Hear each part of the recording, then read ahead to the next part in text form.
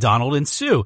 So I do feel like that was a little bit odd. However, it's hard to sit here and criticize a team like the Seahawks, as I've done a couple of years ago, for not running Marshawn Lynch straight up the middle when you only need 1 yard, and then you do a dumb play, throw an interception to Butler, and game over, and then say that they shouldn't have done that with Zeke when he's your bell cow back. If he can't get you 1 yard in the playoffs, that's a problem, and it should be considered a failure if he can't do that. Now, that's going to happen sometimes. Running backs are going to get stuffed at the line.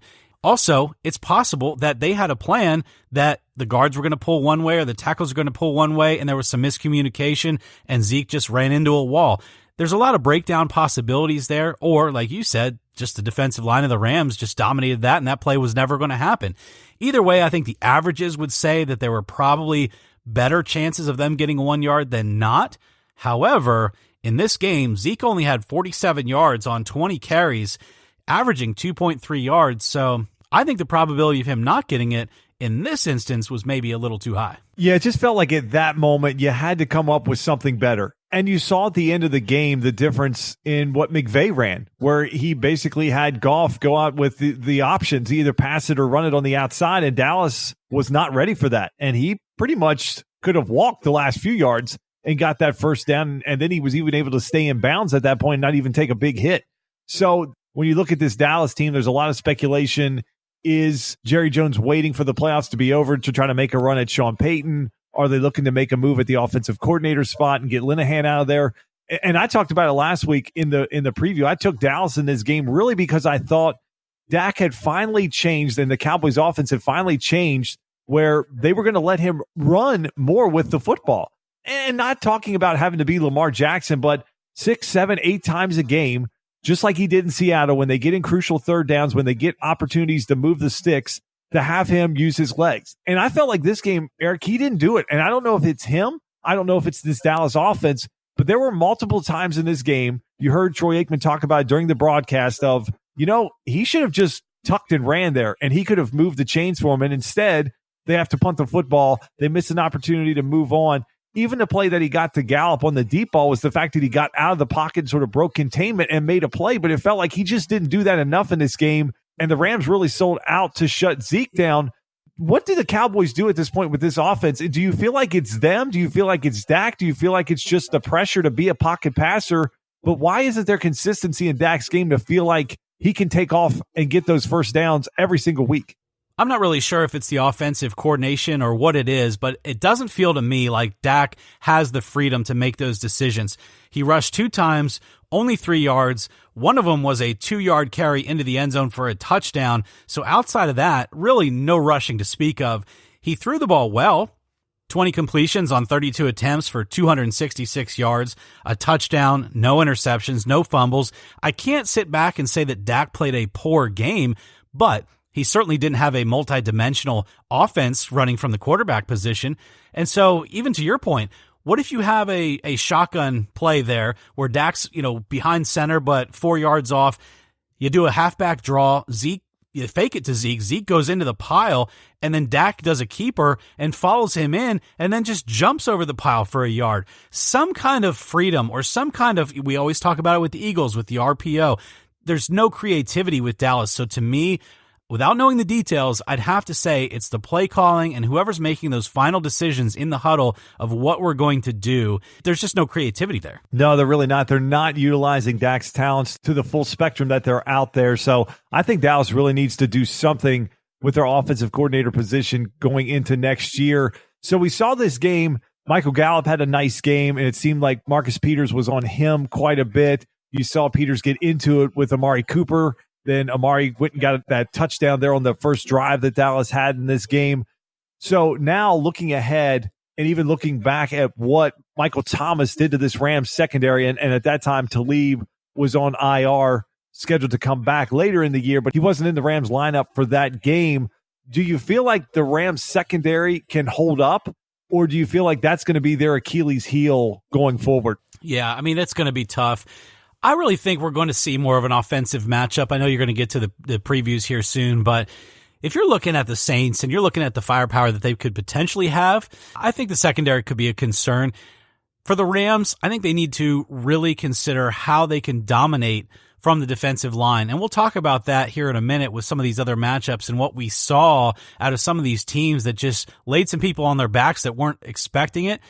I think the Rams need to go in with a game plan next week that focuses very highly on those front guys, taking some of the pressure off their backfield. Drew Brees can light anybody up, so it's something that you want to watch next weekend.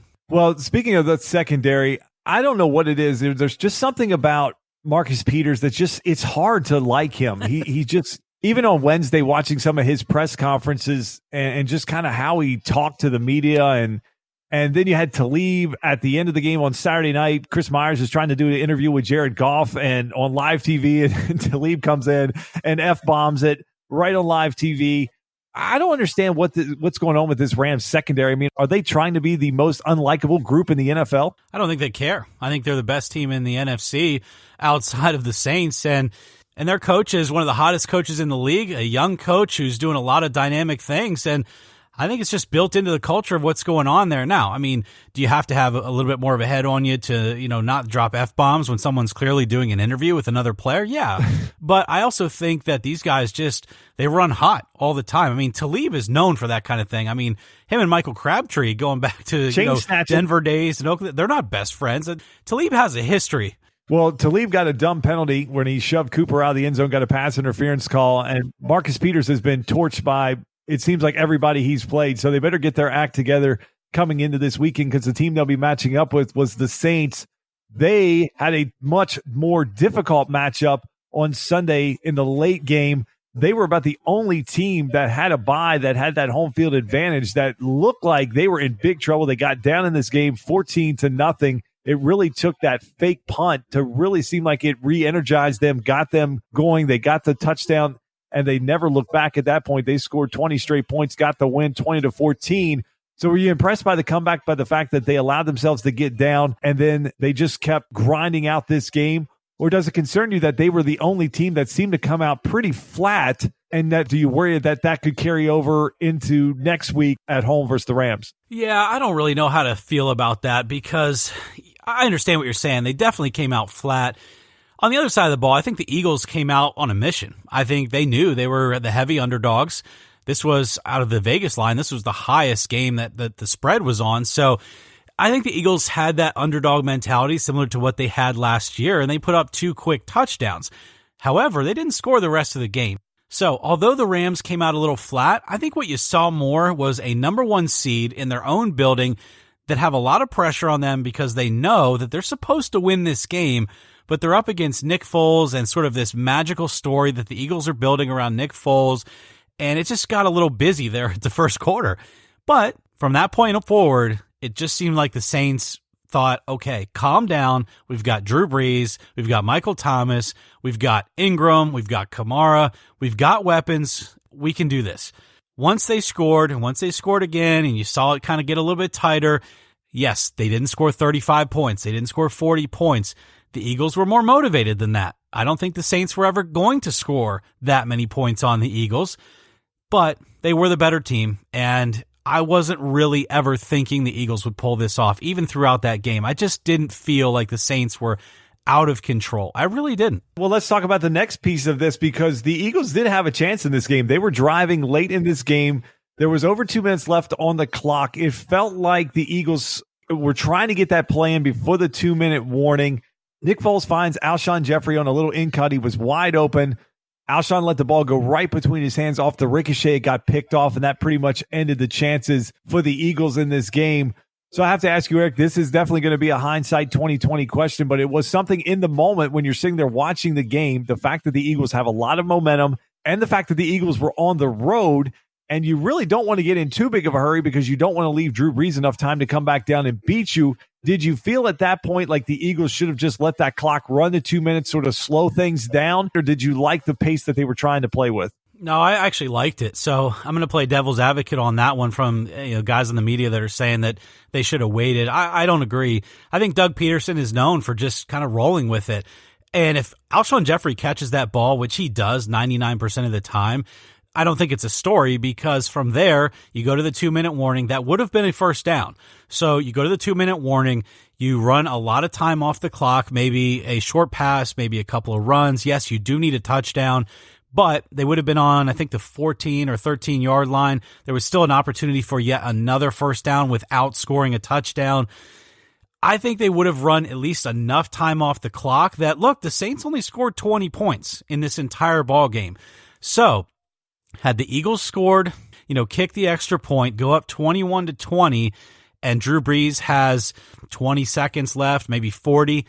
Sure, all they need is a field goal in their dome, and if Kamara takes the kickoff, anything can happen.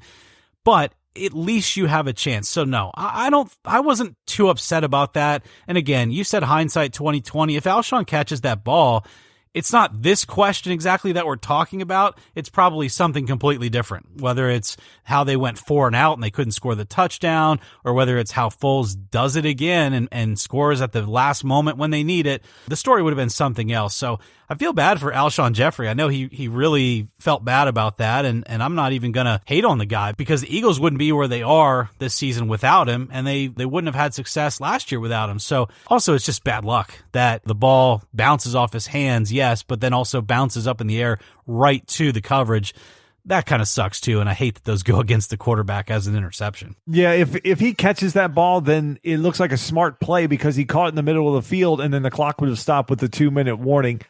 The only other way this would have even become an issue is if the fact that the Eagles scored so fast that it gave the Saints a chance and they were able to come back down and get a field goal where this would have brought it up. But the fact that he misses that pass, it ricochets off of him, they get the interception, that pretty much ends their season when it looked like they had all the momentum at that point, that the Saints just didn't have an answer for him, and Foles was just sort of looked like a hot knife through butter. But it looks like Nick Foles will be on his way out. Doug Peterson and the Eagles front office confirmed they're going forward with Carson Wentz. So we'll have plenty of time in the offseason to discuss that, the Eagles' future.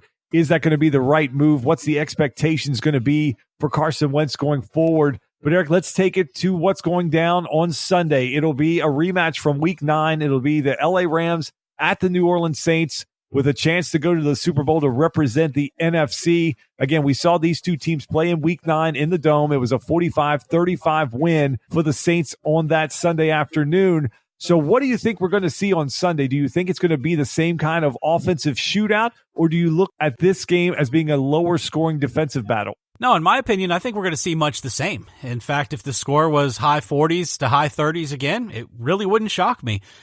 I just feel like that's the kind of football that these two teams are going to play against each other.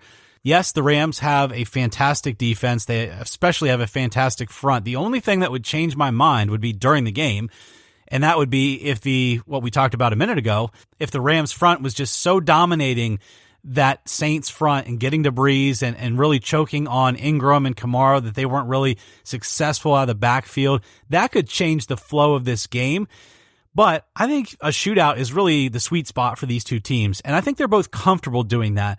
Yeah, we questioned Goff a few minutes ago, but I think we've seen a couple of times through the year, I think back to the Kansas City game, Goff can air it out. Now, I know they've lost Cooper Kupp since then, but Goff is not afraid. He's not afraid to air it out time and time again, have 50 pass attempts, and we know Drew Brees isn't.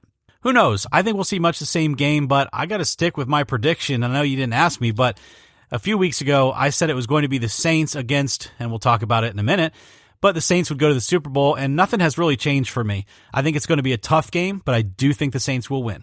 I'm kind of leaning more towards the fact that this will be a lower scoring game, and I might say lower scoring for these two teams. I feel like it's going to be somewhere in the 20s. I don't think you're going to see 80 points again, just because the fact that even since really the Saints, they've really slowed down their pace on scoring. Their last 6 games, they're averaging under 20 points a game.